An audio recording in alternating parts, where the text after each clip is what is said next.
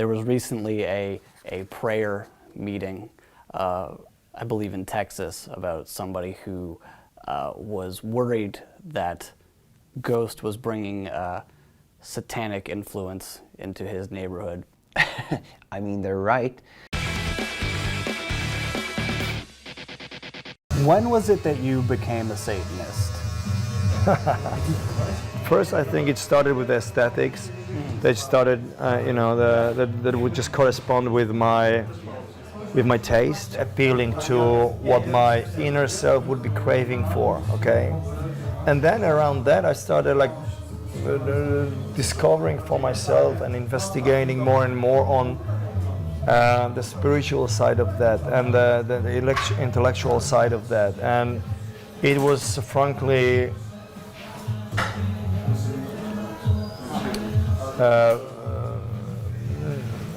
it was a substance, it was the knowledge that I just immediately felt connected with, because it was from day one when I started reading and exploring the concept of the satanic concept, it just felt liberating to be discovering it for myself.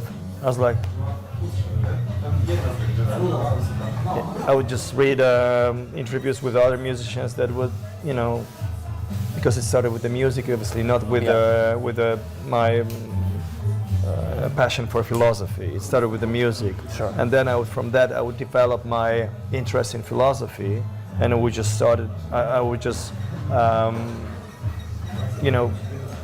kind of collect from different angles. But it started with the music, with the rebellious character of extreme metal, or heavy metal in general, So, which Satan is one of the strongest archetypes for. Sure. It's always been. Yes. From day one, it's been. He's been, the animal spirit of any metal subgenre, and shortly after, I just realized why, because it just comes head in head with the nature of this music. It says that at one point, some band members from Cradle of Filth attracted a certain amount of hostile attention when you wore I Love Satan shirts to the Vatican. Yeah, we did. We got arrested at the Vatican, actually. You got arrested for that? Well, we turned up. We were doing a show with Napalm Death supporting us, and Krang turned up, and they wanted to take us and, take some photos somewhere in Rome that looked great. It was quite late at night, so there was no one there.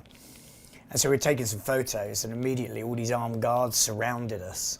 And they were more bothered, really, the fact that our keyboardist was dressed as a priest, because it's illegal to do that in Italy.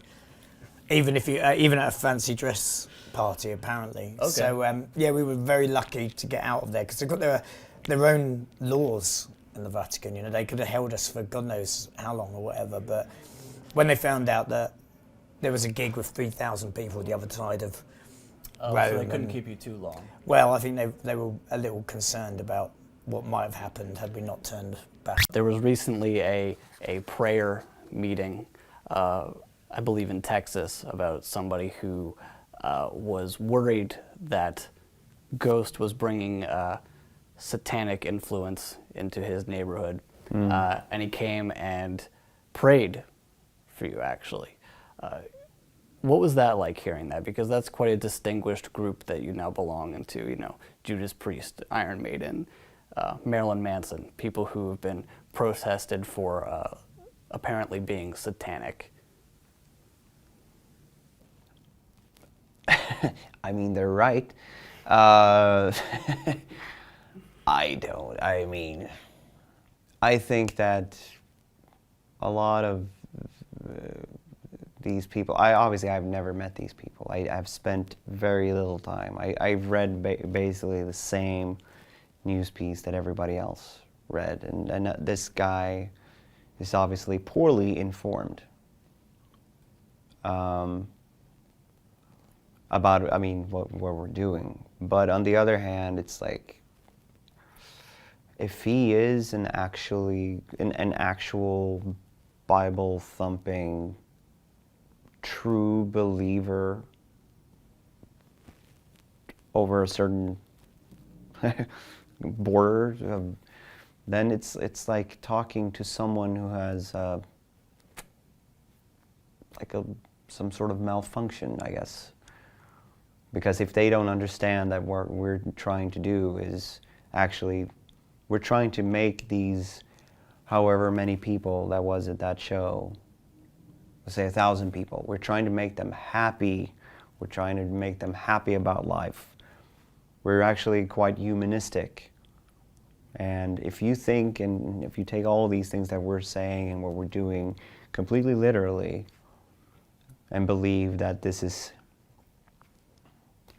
equal to damnation, then there's no way that we can meet intellectually. And then, the album was heavily conceptualized with the 666 theme. The album is 66 minutes and 6 seconds long. Yeah. It contains 66 tracks, fills up 666 megabytes of data.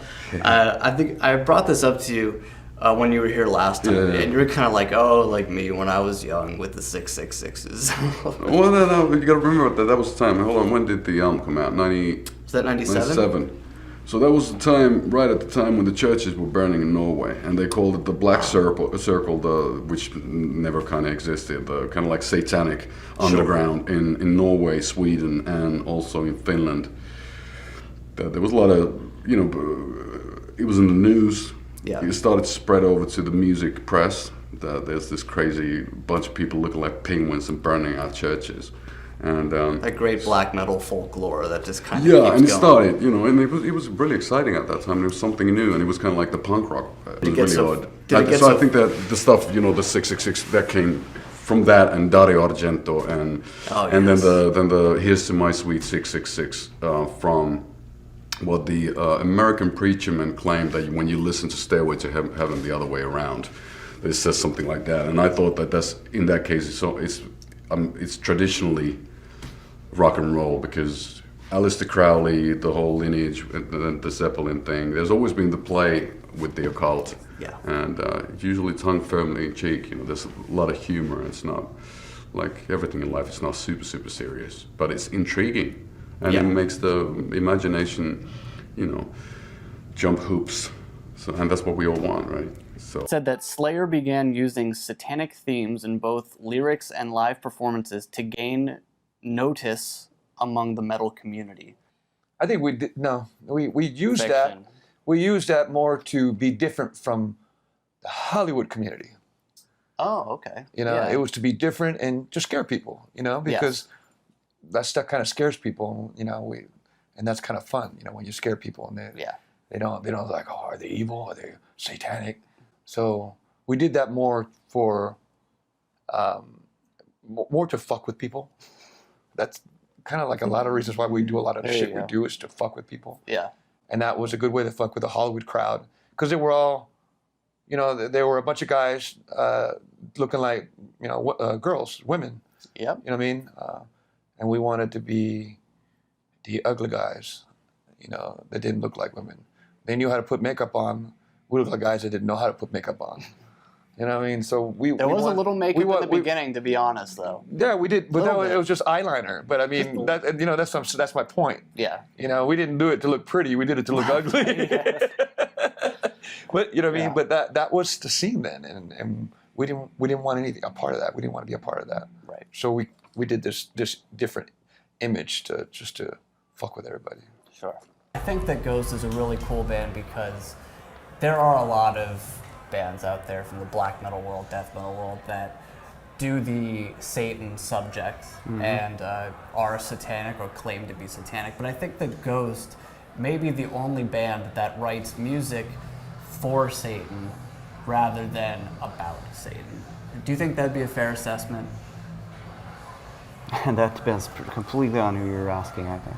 I think one of the major differences between us and most black metal bands, like the traditional ones, are that our aim bring a joyous moment. Still to bring joy and be tongue-in-cheek. And tongue-in-cheek or not, it's just, the whole idea is for everybody to smile and be happy. Yes. Whereas I'm not saying that every other black metal band is the exact opposite, but it definitely has that is not on the agenda. It's basically to sort of create this almost unpleasant atmosphere. As a fan, I love that too. Yeah. I like going to shows where, you know, it feels like you're in an acid bath, basically. And it's fun, but it's somewhat one-dimensional. So that was not what we wanted to create ourselves. We wanted it to be more like the scope of emotions was supposed to be like horror, humor, and like, I cannot really explain it in a better way, but when there's almost like a divine force that sort of gets that sort of, it feels like you're being touched by a sphere that you cannot really define.